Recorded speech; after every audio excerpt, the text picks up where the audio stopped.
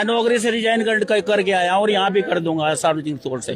बस मैं भैया ये कहना चाहता हूँ कि लोकतंत्र में जब इतिहास लिखा जाएगा और ये पूछा जाएगा कि गोदी मीडिया कहाँ थी, तो इनके काले कारनामे आने वाली नस्लें इनके मुंह पे थूकेगी। मैं जिस समय लाठी चार्ज हो रहा था, मैं ड्यूटी में था भ्रष्ट नेताओं की, मेरे मन में उसी समय पीड़ा आई कि अगर देश का युवा ऐसे ही सड़कों पे पिटता रहेगा, गोरे अंग्रेज चले गए, ये उन्हीं की शकल में काले अंग्रेज आए हैं और ये जलियांवाला हत्या का जलियांवाला बाग बनाना चाहते हैं जंतर मंतर को।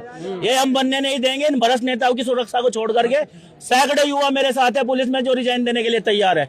एक बहन को जब मैंने नेहा बहन का देखा ना, कितना मारा उसको, मन में तो उसी समय आया था कि 47 लेके पुलिस की निकल जाओ और भगत सिंह का नारा लगा के उन पे चला दो आरएसएस के गुंडों पे।